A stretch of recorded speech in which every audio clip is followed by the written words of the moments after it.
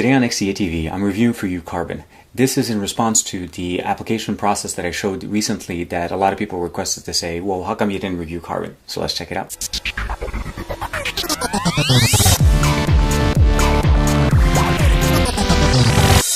The app is available in Pro and free version.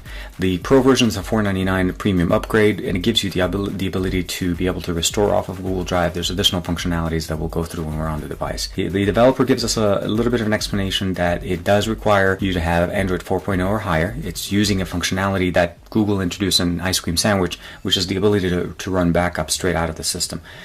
Any operating system prior to that won't have that functionality, and therefore Carbon won't work. We have some screenshots of the application itself.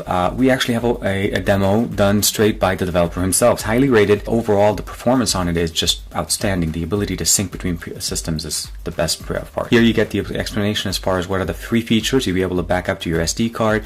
You'll be able to back up and restore using the PC desktop application, and we'll show that there. And these are the application features for the Pro.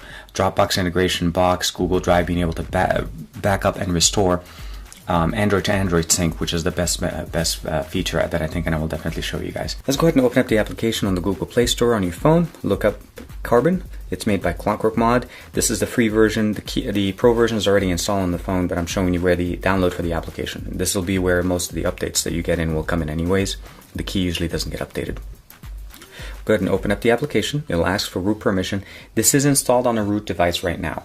You can install this on a non-root device, but again, in the explanation, as the developer informs you, you have to do kind of a tethered activation of the backup. You install the application on your device, the desktop application, and then you connect the computer to the phone, and then once you do that, the phone will turn on the backup feature. And if you reboot the phone, you'll have to redo it again every time you reboot that non-rooted phone. The main thing you want to see here, obviously, is that it does back up your SMS and call logs. User dictionary is a little bit beta right now. Gives you a list of all your applications. This is the option where you'll be able to to restore and sync the application. Just kind of a main thing which most people might not notice it when they first open the application is, let's say we select a couple of applications here. We're going an Amazon app.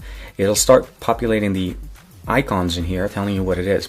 Now this is actually a menu, so if you scroll up from here, by default it's only backing up the app data, which means there is no APKs attached to this. If you do want that, you need to uncheck this. It'll obviously make it into a bigger backup requiring more storage.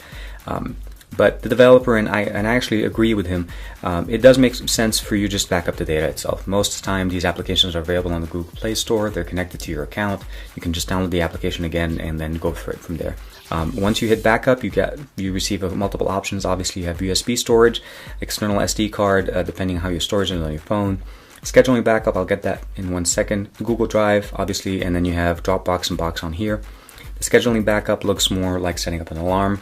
So as long as you're comfortable with setting up how often, what you want to do, you're able to go through there, and then it'll back up to the destination that you needed. I've made some backups in the past, and I've backed them up to my SD card, and this is generally how they look like. You're able to select the ones you want to back up. There is no select all at this point, but hopefully that will be a nice feature to have. You're able to say restore. The system goes through a couple of options right here, and it'll say restoring, and mostly what it is, it was trying to restore the contacts on the phone. The other option you have here which is the sync option, available on the Pro version only. Once you first install the application, it'll give you the option of syncing it with an account. Now, if you sync the account to two devices at the same time, you'll get this option. I have this installed on my Galaxy S3, and I'll show you guys how it looks like on the other side. So now you can see here on both devices. On the Galaxy S3, I'm showing my Note, and my Note, I'm showing the Galaxy S3. And the main benefit of here is that I can connect using this application here. It does not give you the option to sync contacts and call logs at this point between two devices. It'll only start from here. And then you can see that the application list is the same.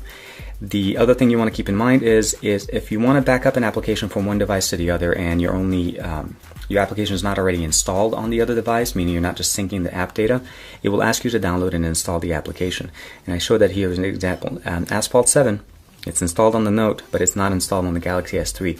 It will back up my data from the Note to the Galaxy S3, but I have to download the application off the Google Play Store. The application has a very nice interface itself. Again, these are the options that you have to back up. The application works great.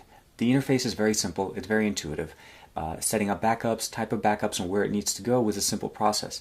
And as you guys could see in the review, I'm able to sync applications from one device to the other. Now, the device, the Galaxy Note 2 is a rooted device, but the Galaxy S3 isn't. So it works between root and non-root devices. You do need to be able to download the application off the Google Play Store. The developer chose not to be able to transfer APKs over from one device to the other, just in its main sense. There's also ability of running a server off of it to be able to connect to it from a PC that's on the same network. You're able to basically set up backups as far as in groups or an individual application. Maybe one shortcoming that I didn't notice, the developer might have added it, maybe since this review will go out, is the ability to restore all. The only option you have is to select manually which ones you want to restore. You do have the option of setting up to backup all, but not restore all. So maybe that'll come in the near future. Hope you guys like this application. Let me know what you think. Like and subscribe, and as usual, I will see you guys next week.